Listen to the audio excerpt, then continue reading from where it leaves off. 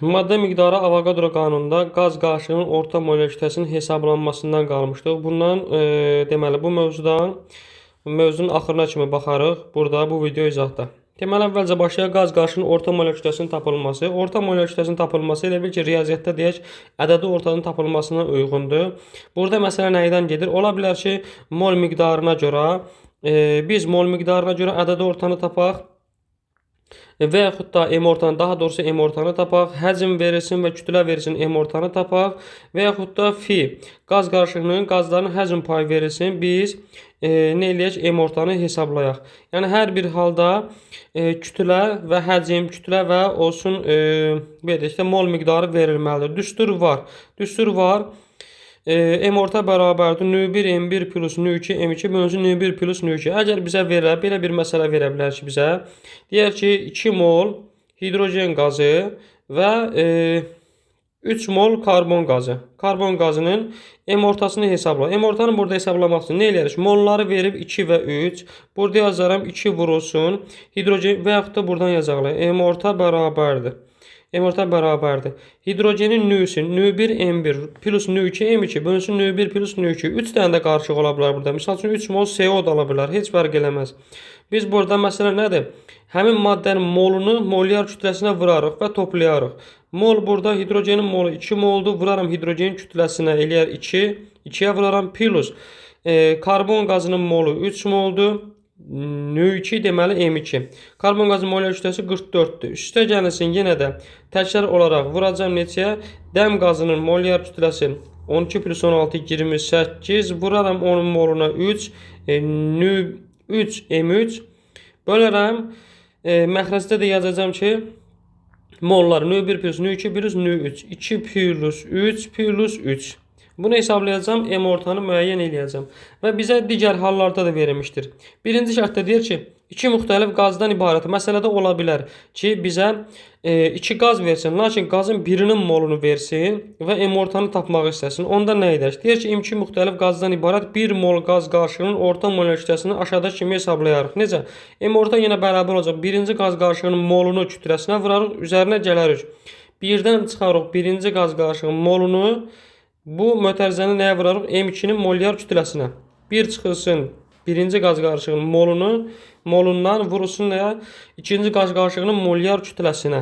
Digər ikinci düsturda deyir ki, eyni molyar kütləli qazlar eyni təzyiqdə qarışırdıqda qaz qarışığının sıxlığı və orta molyar kütləsi dəyişmir. Misal üçün, bunu karbon qazı və deyir ki, dəm qazı və azot qazının qaz qarışığında. Sıxlıq və M orta deyir ki, dəyişməzdir. Bir-birinə bərabər olar. Necə ki, burada M ortanı qeyd edilib. Eynən sıxlığı da rho CO bərabərdir. Rho deyək ki, orta sıxlığa. O da bərabərdir nəyə? Rho N2-nin sıxlığına bərabərdir. Ümumi sıxlıq bunu götürsək, onda CO-nun sıxlığı da N2-nin sıxlığına bir-birinə bərabər olacaq. Nəyə görə? Çünki deyir ki, eyni molyar kütləsi, kütlələr bərabər olduğu halda Rho-su da bərabər olacaq. Bizim Rho ilə olan düsturumuz vardır. Rho bərabərdir M bölünsün V. Bir maddənin sıxlığını hesablamaq üçün nə edirdik? Həmin maddənin kütləsini onun həcminə bölərdik. Və buradan görürəm ki, Rho ilə M nədir? Düz mütənasibdir. Və bu həmin asıllığa görə əgər kütlələr bərabərdirsə, onda nə? Rho da bərabər olacaq hər bir halda. Çünki düz mütənasib asılıdır. Sonra isə keçək 3-cü maddədə nə deyir bizə? 3-cüdə deyir ki, molyar kütlələri fərqli olan qazların eyni təzyiqdə qarışdırdıqda alınan qaz qarışığının orta molyar kütləsi normal şəraitdən söhbət gedir. Sıxlığı qarışdırılan qazların molyar kütlələri və sıxlıqları arasında bir qiymət alacaqdır. Yəni ki, oksigenin molyar kütləsi ilə hidrogenin molyar kütləsini bir-birinə qarışdırdıqda burada M orta onların ikisinin kütləsinin orta qiymətini alacaq. Misal üçün, oksigenin kütləsini neçə eləyir? 32. Hidrogenin kütləsi 2-dir. M ortanı alacağı bir rəqəm 32 ilə 2-nin arasında olacaq. 32 ilə 2 arasında yerləşəcək. Ola bilər 15 olsun, 16 olsun, 31 olsun, 30 olsun, 29 olsun. Nəticə olaraq nə? Həmin qarışdırılan qarışıqların molyar kütlələrinin hər ikisinin molyar kütləsinin daxilində yerləşəcək. Arasında yerləşəcək. Baxın, gördüyümüz kimi. Oksigenin molyar kütləsi böyük olacaq M ortanın molyar kütləsindən. M ortanın molyar kütləsi isə böyük olacaq nədən? Həmin hidrogenin molyar kütləsindən. Və dördüncü halda deyir ki, sabit təzyiq və yenə də nə idi? Temperaturdan. Biz burada deyirdik ki, nə? düz mütənasibdir. Bütün məsələ bu düz mütənasibliyə görədir. Sabit təzyiq və eyni temperatur şəraitində hər hansı qaza molyar kütləsi ondan böyük olan başqa bir qaz əlavə olunarsa, alınan qarışığın sıxlığı ilkin qazın sıxlığından böyük olacaqdır. Bəli, biz bunu deyirdik, qeyd edirdik ki, hər hansısa bir qaz götürsəm, qarışıq qaz götürsəm, bunun içinə həmin belə deyək də, burada var hidrogen qazı. Hidrogen qazı deyək ki 2 qramdır. Bura mən əlavə eləsəm azot qazını, N2 qazını, azot qazı molyar kütləsi nisbat kütləsi azotun 14 idi. 2-yə vursaq 28. Gördük ki, hidrogenin kütləsi 2-dir. Əlavə olunan qazın, azotun molyar kütləsi 28-dir. Deməli, mən azotu bu qarışığa əlavə eləyəndə bu qarışığın nə olacaq? Sıxlığı artacaq. Lakin həmin deyək ki, qabın içərisində var azot qazı. Amma əlavə elədiyim qaz, əlbəttə azotun da deyir ki, kütləsi 28, əlavə elədiyim qaz H2-dir, 2 qramdır. Bu zaman nə olacaq? Həmin qazın sıxlığı azalacaq, qarışığın sıxlığı azalacaqdır. Burada da deyir, qarışığın sıxlığı ilkin qaz, əgər əlavə olunan qazın molyar kütləsi daha kiçikdirsə, qarışığın sıxlığı ilkin qazın sıxlığından az olur. Yəni, sıxlıq azalır, sıxlıq azalır. Eyni göstərdiyimiz izaha görə. Burada bizə belə məsələ verib. Qaz qarışığı pH3 və H2S atomların mol sayı, atomların mol sayı görürsünüz. Hər ikisində pH3-də də deyir ki, n mol, H2S-də də n mol. Yəni bu nə demək istəyir? Deyir ki, bu iki maddədə pH3-də və H2S-də atomların sayı bərabər olsun. pH3-də neçə atom var? 1 fosfor atomu var, 3-də hidrogen, 4 atom. Bəs H2S-də neçə atom var? 3 atom var H2S-də. Və deyir ki, qaz qarışığının orta molyar kütləsinin tapılması. M ortanı tapmaq istəyir bizdən. Biz deməli burada şərtdə deyir ki, atomların mol sayı bərabərdir. Hər ikisində də n-dir. Amma bizdə görürəm ki, pH-də 4 atom var, H2S-də 3 atom var. Burada atomların sayını bərabər eləmək üçün nə eləməliyəm? pH-üçün və H2S-in mol sayını artırmalıyam ki, molunu atomunun sayına. Deməli burada nə eləyəcək? Dedik ki, molu artırarıq, onda atom saylarını bərabərləşdirmək üçün. pH3-də 4 atom varsa, elə bir ki, əkov fikirləşək də, hər ikisinə ən kiçik ortaq bölünən tapırıq. Deməli, pH3-ün 4 atomu var. 3 mol götürsəm, eləyəcək cəmi 12 atom. H2S-in 3 atomu var. 4 mol götürsəm, eləcə necə 12 atom. İndi bunları silirəm. Mol atomların sayını bərabərləşdirdim. Hər ikisində 12 atom oldu. İndi bu atomun sayına ehtiyacım yoxdur hazırda. Vəssalam, məsələn şərtini həll edə bilərəm. Molyar kütlələrini tapacağım. Düsturum nə idi? Nü mollarım var, nü birim, nü 2 varımdır. Molyar kütlələrində tapacağım. Düstur nə idi? Nü 1, M1 üstə gəlsin, nü 2, M2. Bölünsün nü 1 plus nü 2-yə.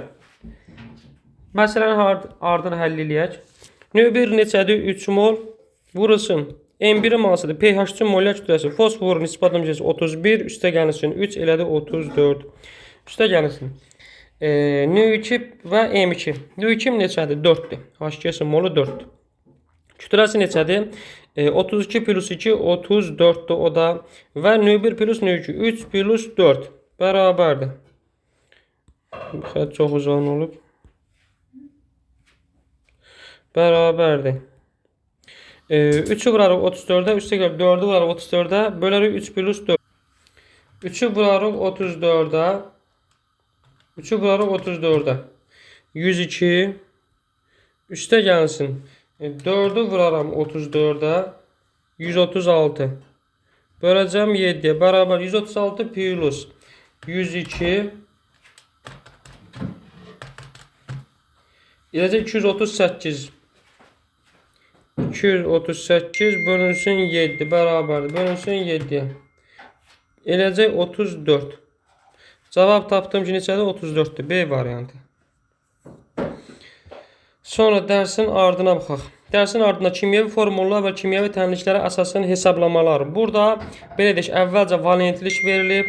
Valentlikdən sonra maddənin kimyəvi formulundan biz nəyi başa düşə bilərik, nəyləri görə bilərik? O verilib. Onun ardınca nə verilib? Formuluzda hesablamalar, yəni ki, kütlə payının tapılması. Kütlə payının tapılması, molyar kütlənin tapılması, bunlar hamısını valentlik, hamısını bir video izahda mən qeyd eləmişdim. Burada təkrar yenə deyirik. Əvvəlcə deyirsək kimyəvi formulunun düzəldilməsi. Kimyəvi formul nədir?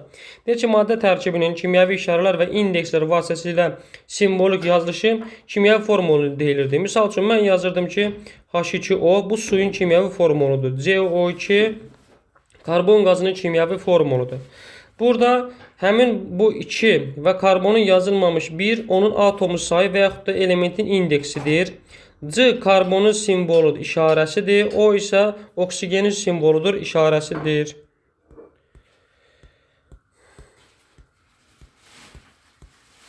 Bəli. Sonra həmin rəqəmin deyirdim ki, qarşısına yazılan, həmin formulun qarşısına yazılan rəqəm əmsalı həmin belə deyək də H2 elementin sağ aşağı küncündə yazılan isə onun atomunun sayı və yaxud da indeksi idi. Burada da eyni bizə verilmişdir. Başqa da deyə bilər ki, maddənin həm kimyəvi tərkibi var, maddənin həm kəmiyyəti var, həm də keyfiyyət tərkibi var. Burada maddənin kəmiyyət və keyfiyyət tərkibi dedikdə, misal üçün H2 görəndə H2-də maddənin keyfiyyət tərkibi onun hansı elementdən ibarət olduğudur. Misal üçün hidrogen. Amma gəlsək ki, karbon qazında keyfiyyət tərkibi desək, karbon və oksigen elementidir.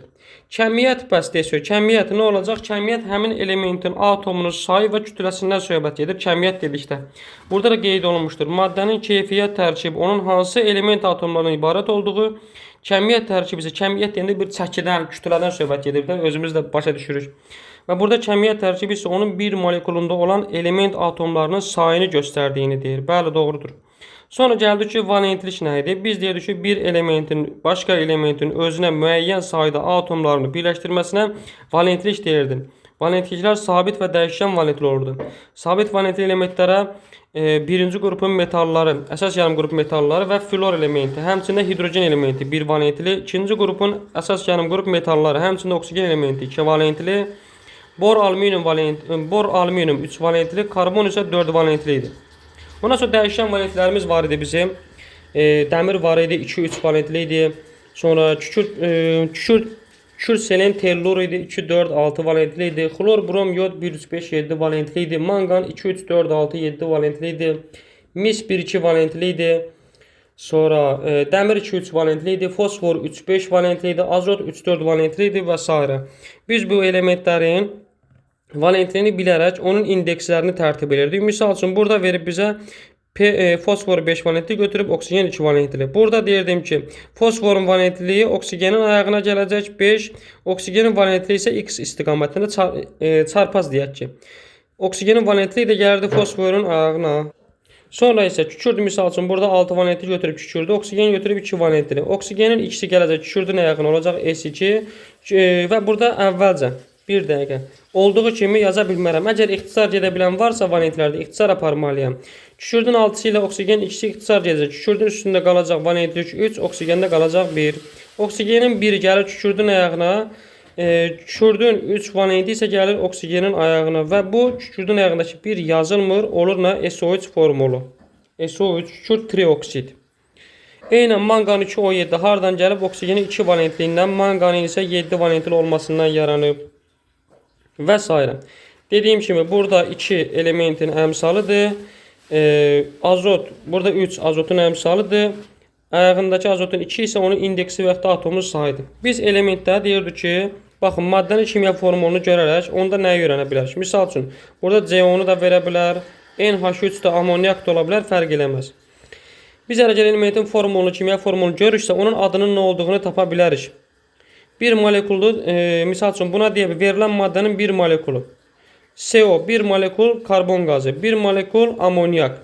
Kəmiyyət tərkibi. Kəmiyyət tərkibi hansı elementlərdən təşkil olunduğu idi? Karbon və oksigendən, azot və hidrogendən təşkil olunur. Keyfiyyət tərkibi daha doğrusu hansı elementlər idi? Kəmiyyət tərkibi isə həmin elementlərin sayı və kütləsi idi. Misal üçün NH3-də deyək kəmiyyət tərkibini 1 mol azotdur.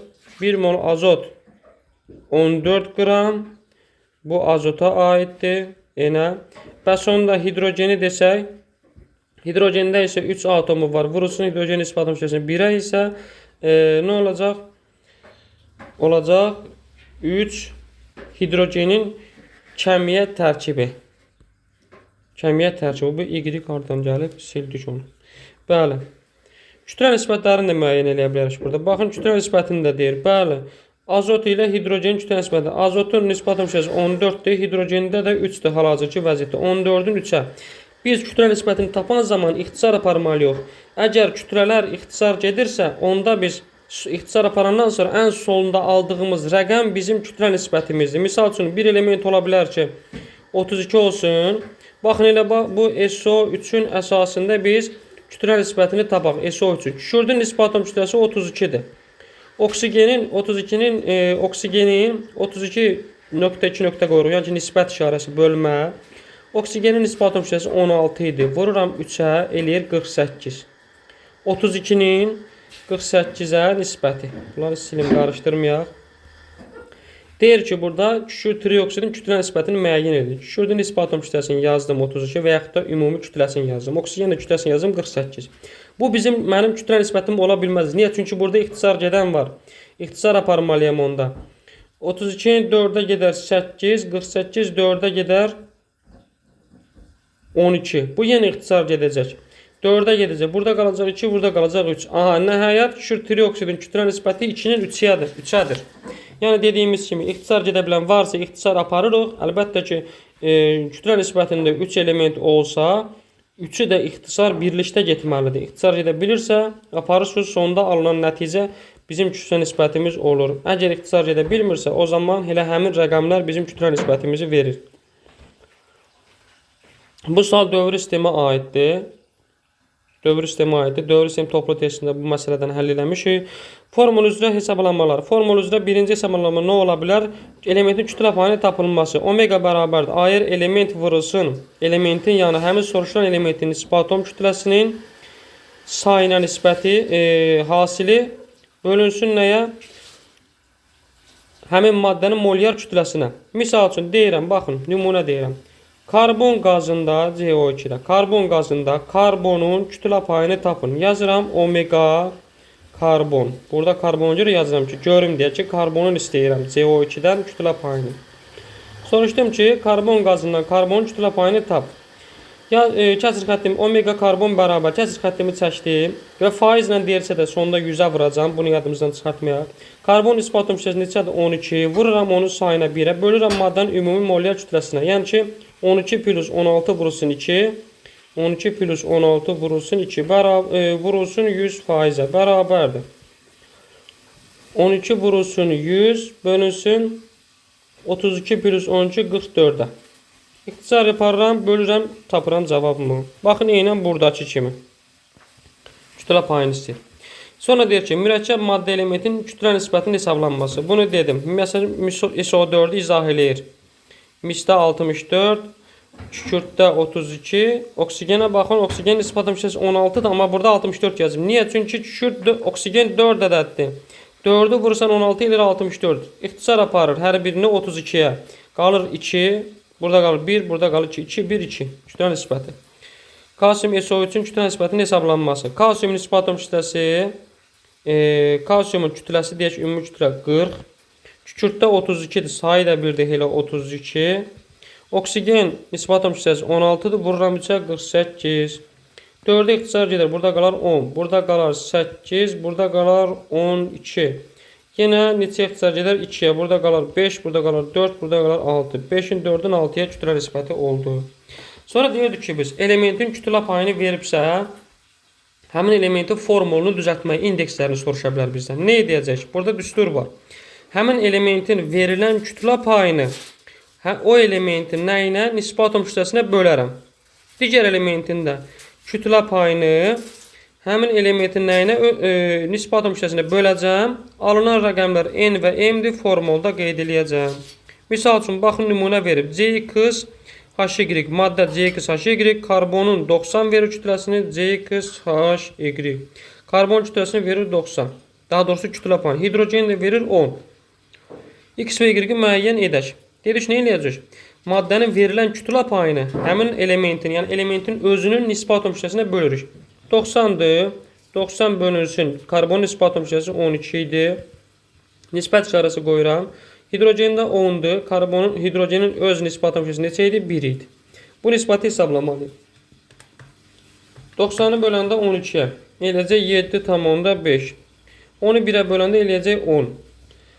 Hər birini 10'a vuraram ki, nisbətdən azad olsun. 10'u 1'ə böləndə edəcək 10. İndi nə eləyərəm? Karbon üçün 7,5 aldım. Hidrogen üçün 10 aldım. Davam eləyirəm. Bu tam ədədə gətirməliyəm deyə hər ikisini vururam 10'a. 7,5'i 10'a vuranda elədi 75. 10'u 10'a vuranda elədi 100. Burada nə eləyərəm? İxtisar gedəcək. Hər birini 5'ə ixtisar aparıram. 75'i 5'ə böləndə eləyər 15. 100'ü 5'ə böləndə eləyəcək 20. Bunlar yenə 5'ə gedəcək. Burada qalacaq 3. 20'ni 5'ə böləndə 4. 3'ün 4'ə. Və yaxud da C3H4. 3'ün 4'ə. A variantı. Gördüyünüz kimi. Eynən burada da elədir. Maddənin kütlə payını yox, maddənin öz kütləsini verə bilər.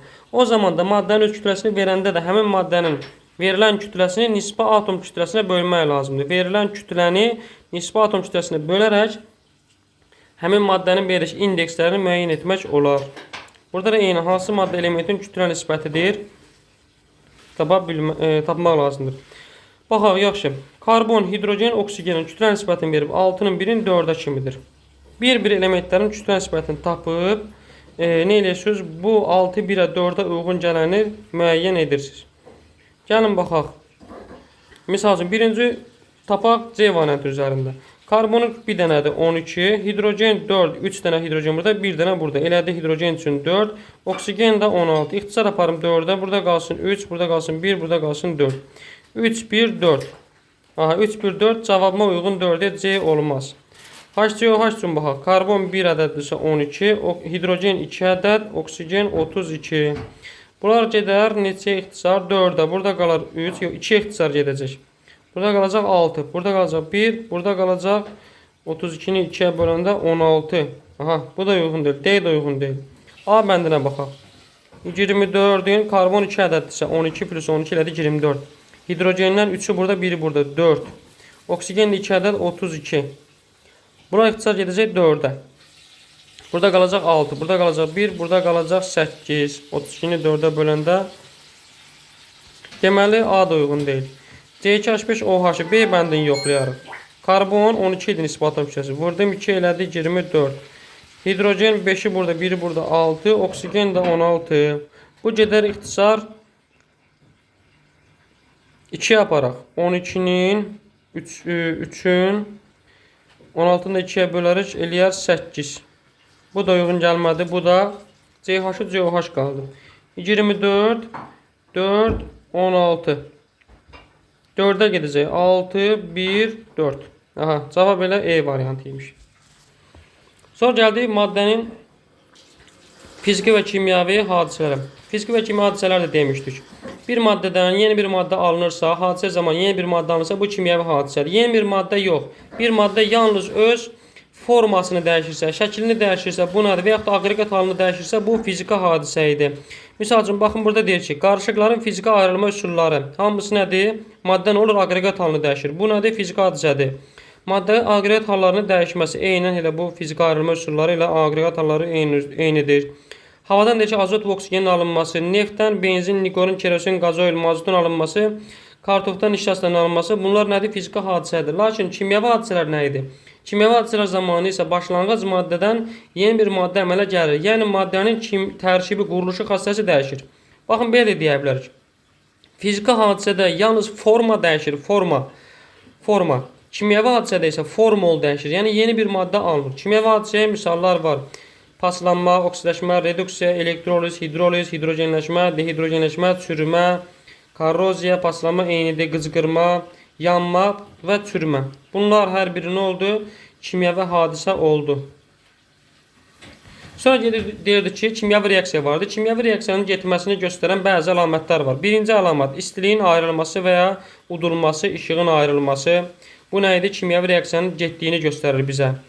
Artıq bir proses, reaksiya var.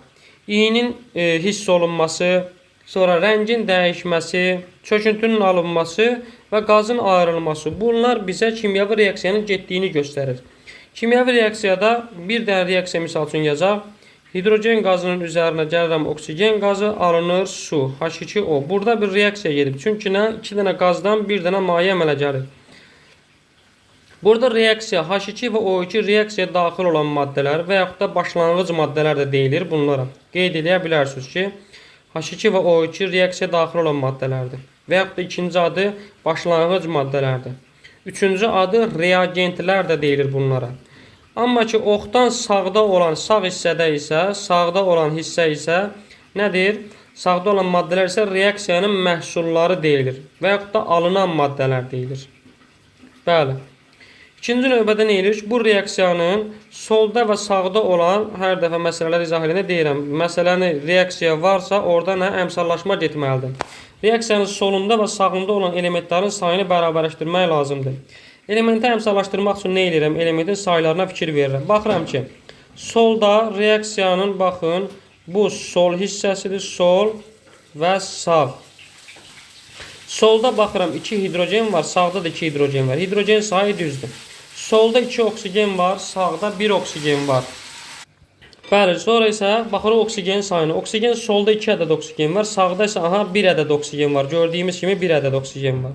Və nə eləməliyim? Oksigenin sağdakı oksigen olan birləşmənin qarşısına, əmsalına 2 yazmalıyam ki, solda 2 karbon var, oksigen varsa, sağdakına da 2 yazmalıyam da 5 yaza bilmərəm ki. Çünki mənim solumda 2 oksigen var, sağda da 2 oksigen olmalıdır. Amma bu oksigeni, bu 2-ni mən götürüb bura yaza bilmərəm. Çünki burada artıq bir maddə var. Bir maddə H2O maddəsi. Nə yazmalıyamsa onun qarşısına yazmalıyam. Həmin maddənin qarşısına. Bəli. Görürəm ki, oksigenlərin sayı düzəldi. 2 burada, ikisi də burada. 2 vurulsun 1, 2 oksigen də burada. Amma hidrogen sayına baxıram ki, hidrogen sayı dəyişdi. 2 idi indeksi, vurdum bu əmsalına, elədi 4 hidrogen. Amma burada 2 hidrogen var. Nə eləyəcəm? Soldakına da 1, 2 atacağım. 2 vurulsun 2 eləyəcək 4. Bəli, əmsallaşdı reaksiyamız. Bizdə də burada onu deyir bizə, solda və sağ tərəfdə atomların sayını eyni eləməkdən söhbət gedir. Nümunə də verir bizə burada. Və deyir ki, gəldik nəyə?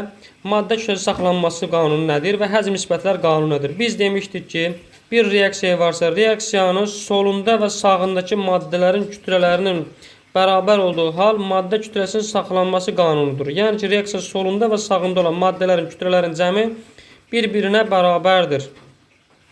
Və məsələ tipləri də var idi. Məsələ tiplərində misal üçün bu maddənin kütləsini vermirdi, bunun və bunun kütləsini verirdi. Nə idi?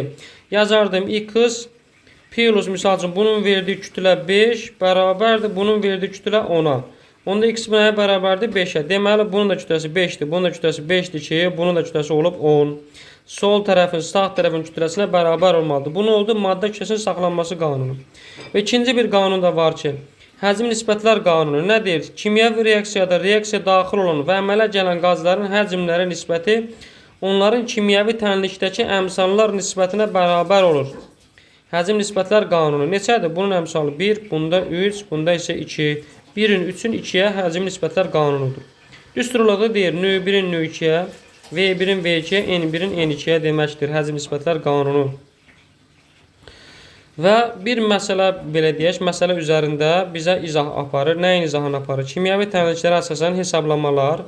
Əgər bir maddənin kütləsini verib, bizə molunu tapmağı deyirsə, həmin verilən kütləni reaksiya üzərində qeyd edirik. Amma nəzərə almalıyıq ki, tənasüb quran zaman kütlənin artımından kütlə yazılmalıdır. Molun altından mol yazılmalıdır.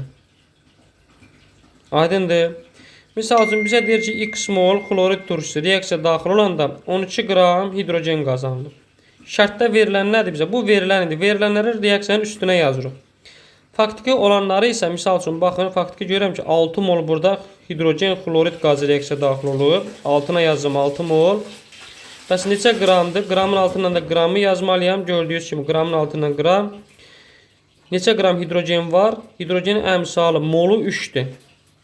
Nisbi atom kütləsi neçə idi? 1 idi. Hidrogen nisbi atom kütləsi verilib burada. 1. Vururam onun indeksinə 2. 2-ni də nəyə vurmalıyam? Əmsalına, moluna vurmalıyam. 3 vurulsun 2 qram. Yəni 6 qram. Tənasüb qururam. X mol xlorid turşusu reaksiya girəndə 12 qram hidrogen qazanılıb. Bəs onda 6 mol xlorid turşusu molun altından molu yazmalıyam mol. Qramın altından da qram. 6 mol xlorid turşusu reaksiya daxil olanda isə 6 qram hidrogen qazı alınıb. Buradan bu 6'lar ixtisar gedər. X bərabərdir 12 qram.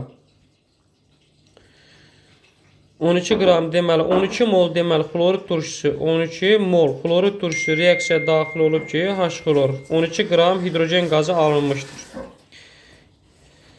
Bəli, birinci müddəanı istəyirsiniz oxuyaq. Reaksiyaya daxil olan maddələrdən hər hansı birinin miqdarı, baxın dediyim kimi kütləsi, həcmi, mol sayı, molekul sayı verildikdə digər maddənin miqdarını hesablamaq mümkündür.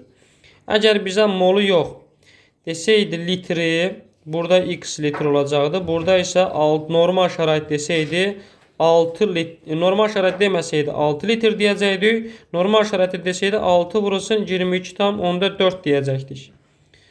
Yəni ki, belə olacaq tənasib. X litrə 12 qram alınır hidrogen qazı. 6 litrə normal şəraitdə deməsə əgər reaksiyada 6 litrə yazacaq ki, neçə qram? 6 qram. Amma normal şəraitdə desə 6 vurulsun 22,4 litri də nəzərə almalıyıq. Reaksiya daxil olan, sonra baxın bu toplu məsələlərində, topluda kimyanın ilk anlayışlarında artıq qalma tipli məsələlərin həllini izah eləmişdim. Maddənin, misal üçün karbonun plus, deyək ki, oksigendir, reaksiya gedir. Karbonun kütləsini verib 5 qram, oksigenin kütləsini verib 6 qram. Burada deyir ki, bizə artıq qalan maddəni tap. Bir də alınan karbon qazının molyar kütləsini tap. Nə edirdik? Deyirdim ki, verilən kütlələri həmin maddənin öz kütləsinə, karbon 12 qram idi nisbi atom kütləsi, oksigende də 32 qram. Verilən maddənin öz kütləsini, verilən kütləni həmin maddənin öz kütləsinə böl. Kütləsi çox olan, belə deyək, böyük olan, böləndən sonra alınan böyük rəqəm nədir? Həmin maddənin artıq qaldığını göstərir. Kütləsi az olan, bölündükdən sonra az qalanı isə nədir? Həmin maddənin tam sərf olunduğunu göstərir. Və bütün belə deyək, artıq qalanının neçə qram və yaxud da neçə litr artıq qaldığını, alınan maddənin nə qədər alındığını, neçə miqdar alındığını da tam sərf olunana görə tapırdıq. Baxın, burada da sağ olsun, kitabda da eyni ilə deyir. Reaksiya daxil olan maddənin hər ikisinin miqdarı, kütləsi, həcmi, mol sayı verildikdə alınan maddənin maksimum miqdarını və artıq qalan maddənin miqdarını hesablanması. Reaksiya daxil olan hər bir maddənin verilmiş miqdarı kimyəvi təhlildə həmin maddəyə uyğun olan əmsallarla bölünür. Bəli. Alınan nisbətlər müqayisə edilir. Böyük olan nisbətə uyğun maddə artıq qalır. Kiçik olan nisbətə uyğun maddə, nisbət deyilən bölmə demək istəyir, tam sərf olunan maddə olur. Hesablamalar, baxın, diqqət edin, hesablamalar həmişə tam sərf olunan maddəyə görə aparılır. Eynən burada da misal verib bizə. Bu tipli məsələlər də həll eləmişdik. Reaksiya məhsulunun çıxımının necə hesablanması, çıxım tipli məsələlər var. Orada bu düsturlardan istifadə edəcək. Deməli, eta bərabərdir. Praktiki çıxım bölünsün, nəzəri çıxılsın, vurulsun 100%. Və yaxud da teta bərabərdir. Teta ilə də istəyə bilər reaksiyanı bizə və həcmi verə bilər. Praktiki həcmi böləcək nəyə? Nəzəri həcmə vuracaq 100-ə. Məsələlər üzərində bunu çox yaxşı izah edəcəm. Burada deməli, hansı ki, belə deyək, maddə miqdarı testini izah edən zaman, keçən zaman. Burada deməli, nə oldu? Həmin bu işarə etanın işarəsidir. Həmin bu 0 olan isə tetanın işarəsidir. Buna eta deyirik, buna isə teta deyirik. Reaksiya məhsulu üçün praktiki çıxım adlanır. Reaksiya məhsulu üçün praktiki çıxımı ümumi şəkildə belə də yazmaq olar. Praktiki çıxım bərabərdir. Praktiki miqdar bölünsün, nəzəri miqdar vurulsun 100% və yaxud da praktiki həcm, bu düstura əsasən, V-yə əsasən, bölünsün nəzəri həcm vurulsun 100%. Miqdarın içində əslində həcm də gedir, mol da gedir, kütlə də gedir. Bəli, bu bölmədə bu qədər.